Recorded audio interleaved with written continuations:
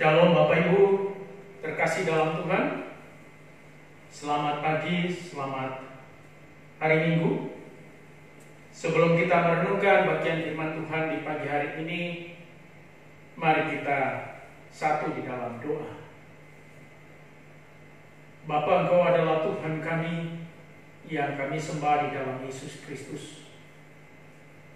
Perkenankan kami umat-Mu untuk boleh merenungkan bagian firman-Mu.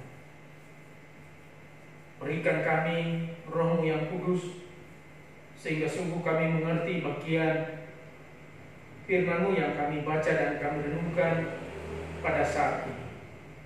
Ialah juga dalam sepanjang pemberitaan firman-Mu, nama-Mu dipermuliakan. Kami sambut firman-Mu di dalam nama Tuhan Yesus. Kami berdoa. Amin.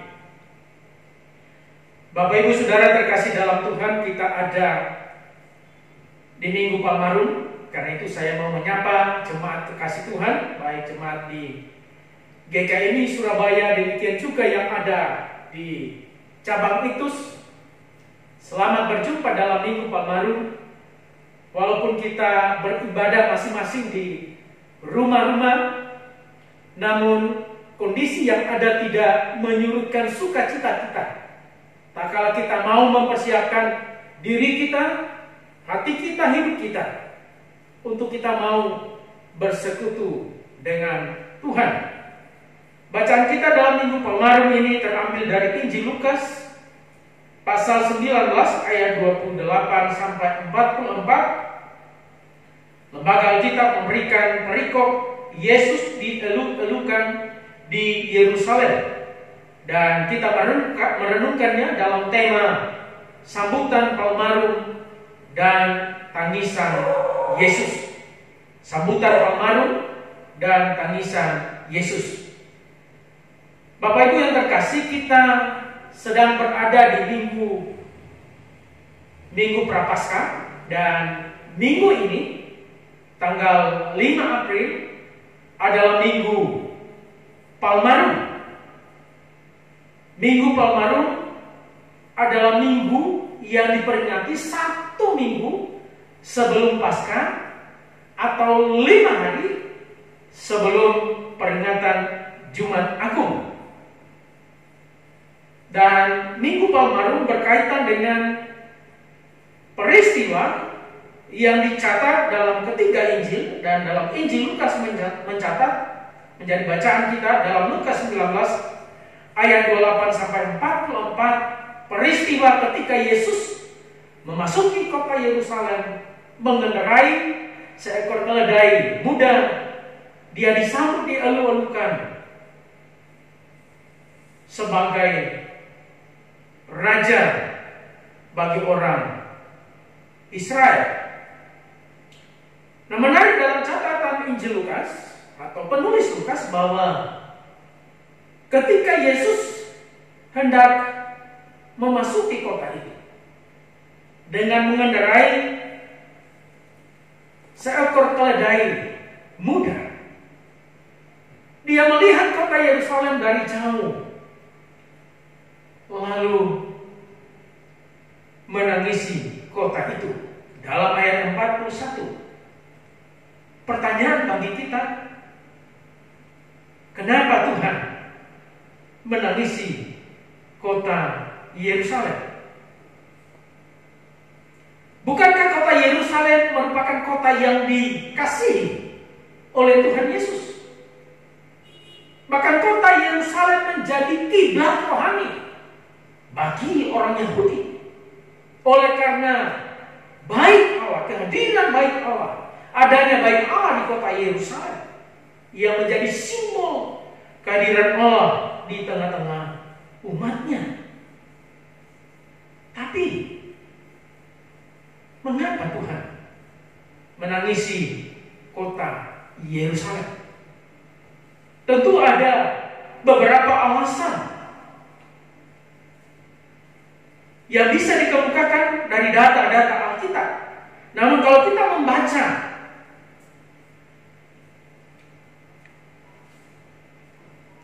dalam ayat Yang ke-42,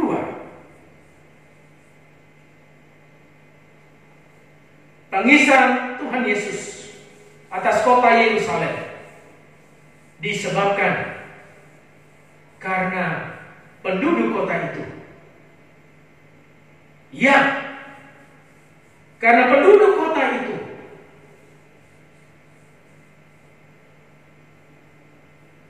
belum mengerti atau tidak mengerti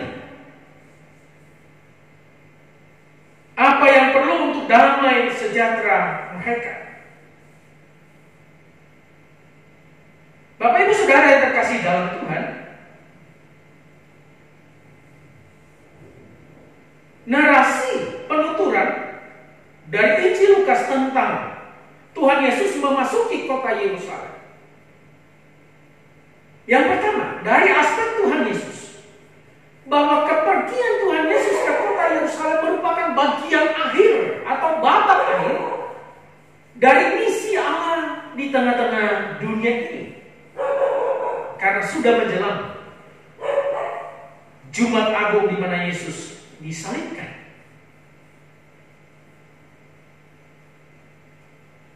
Dan karena itu, kedatangan Tuhan Yesus memasuki kota Yerusalem syarat makna dan syarat simbol. Yesus mengendarai seekor keledai yang muda, yang belum pernah ditunggangi.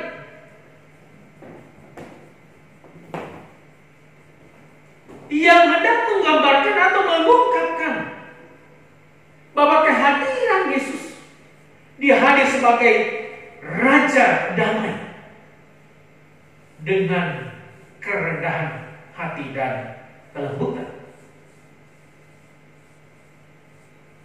Pada sisi lain, bagi murid-murid atau para murid, kepergian Tuhan Yesus ke Yerusalem merupakan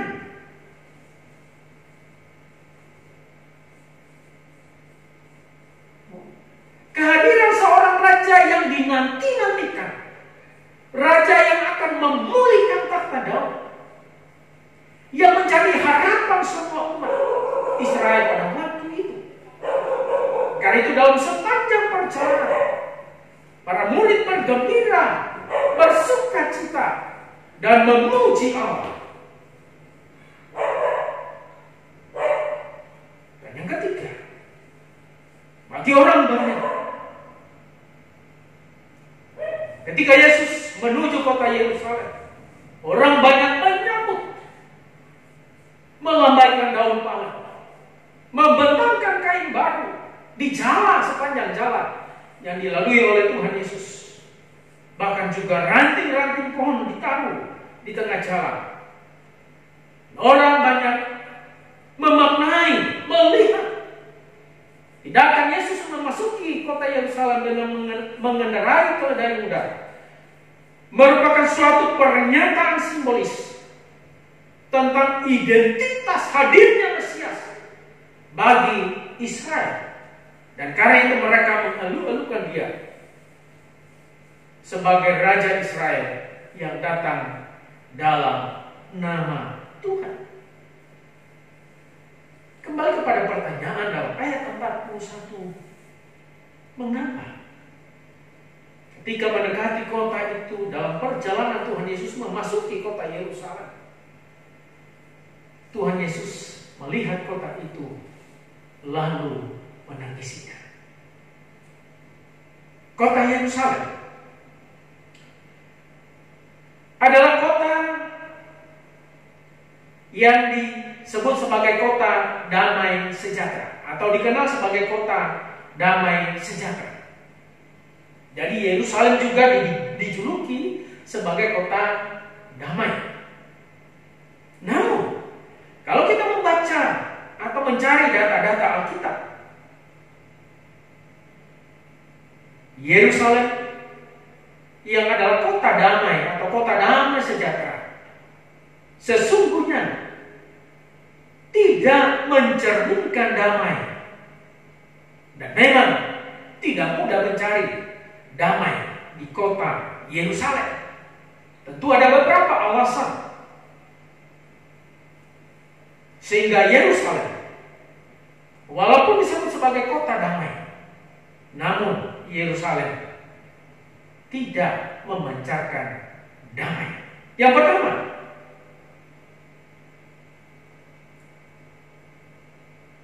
dalam catatan Alkitab, ketika Herodes Agung memerintah dan bertata di Yerusalem, ia pernah memerintahkan pembunuhan massal anak-anak di bawah usia 2 tahun. Dan itu dicatat dalam Matius pasal 2 ayat 16. Sehingga banyak ibu-ibu yang meratap di Rama oleh karena mereka kehilangan anak-anaknya. Dan hal itulah yang membuat pada akhirnya Yusuf, Maria, dan bayi Yesus harus pergi mengungsi, meninggalkan Bethlehem, mengungsi ke Mesir. Bagaimana mungkin Yerusalem dikatakan kota damai jika orang di kota itu bisa dibunuh kapan saja tanpa alasan? Yang kedua, di Yerusalem Yohanes Pembaptis dipenggal kepalanya. Bukan karena dia makar kepada Herodes, tetapi oleh karena keinginan hati istri Herodes, Herodias, yang memang menghendaki kematian Yohanes Pembaptis. Dan pada peringatan ulang tahun, pada akhirnya Herodes memenggal kepala Yohanes Pembaptis dan memberikannya sebagai hadiah ulang tahun bagi istrinya. Yang ketiga, Yesus memasuki kota Yerusalem. Dia dielu-elukan sepanjang jalan dalam penyambutan, baik orang banyak, demikian murid-murid yang mengikutinya, mengiriminya. Orang banyak berteriak sebagai dalam teriakan sukacita menyambut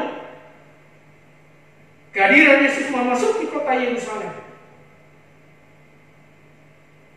sebagai Raja Israel yang datang dalam nama Tuhan.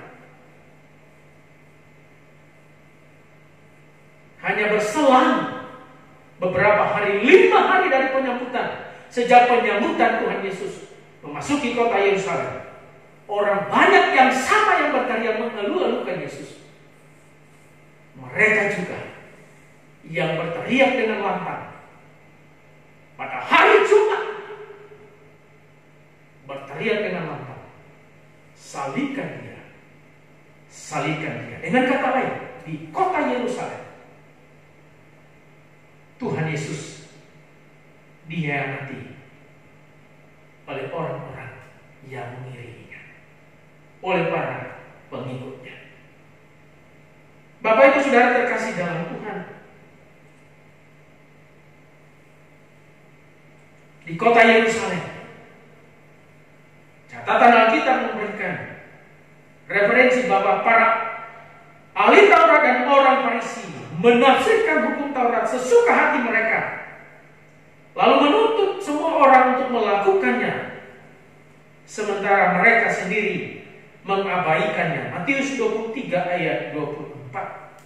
Karena itu jika saya mau mengutip syair yang digubah oleh H.A. Pandopo sebagai pengarang banyak nyanyian dalam Kidung Jemaat, nah, salah satu yang dia gubah dalam Kidung Jemaat 155 ayat 1, dia mengatakan Yerusalem, kota damai, tidak lagi menjunjung citra surga. Bapak Ibu Saudara terkasih dalam Tuhan, ketika kita memasuki Minggu Palmarum ini, kita kembali diajak untuk berefleksi menoleh ke dalam kehidupan kita masing-masing. Menemukan sampai kesadaran sanubari yang paling dalam. Tanyakan dalam diri kita. Sampai pada saat ini, berapa kali dalam kehidupan kita mengkhianati Kristus? Padahal kita mengaku kita adalah muridnya. Yang kedua, masihkah dalam kehidupan ini, kehidupan yang kita jalani ini, kita sungguh-sungguh mencerminkan citra surga dan memancarkan damai Tuhan itu lewat karya kita dan juga lewat tutur kata kita. Yang ketiga, kita berefleksi dari tangisan Yesus atas kota Yerusalem yang menangisi penduduk kota Yerusalem yang menolak keselamatan yang datang atas mereka. Tangisan Tuhan Yesus juga ditujukan kepada kita. Menangisi kita, murid-muridnya, umatnya yang hidup bergelimang di dalam dosa sampai pada saat. Dan karena itu, apakah engkau menyadari? Apakah saya menyadari? Apakah kita semua menyadari? Tangisan Yesus adalah tangisan yang ditujukan atas kehidupan kita. Karena itu, di Minggu Palmarum ini, kita diajar untuk kita kembali merendahkan diri di hadapan Tuhan, berbalik dari jalan-jalan kita yang jahat, bertobat, sehingga sungguh ketika kita memasuki Jumat Agung, bahkan mengambil bagian dalam meja perjamuan Tuhan, kita menjadi orang-orang umat yang dilayakkan oleh Tuhan, layak menerima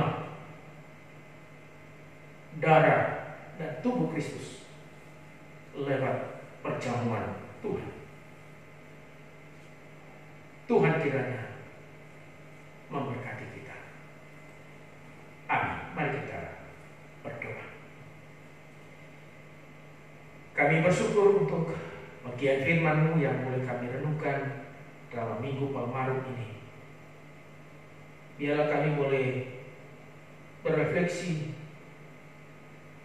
menemukan dalam diri kami masing-masing berapa kali kami berkhianat kepada Tuhan, berapa kali kami tidak setia kepada Tuhan. Menemukan dalam diri kami masih hidup di dalam kenikmatan dosa, bergelimang dalam dosa, tapi juga menyadari tangisan Tuhan atas kehidupan kami. Tuhan menghendaki kami adalah orang-orang yang sungguh layak menerima anugerah keselamatan yang dari Tuhan. Karena itu kehendak Tuhan supaya kami meninggalkan kehidupan dalam dosa, berbalik kepada Tuhan. Terima kasih Bapa untuk peneguhan firman dalam Minggu Palmarum pada saat ini. Terpujilah Tuhan di dalam nama Tuhan Yesus. Kami berdoa. Amin.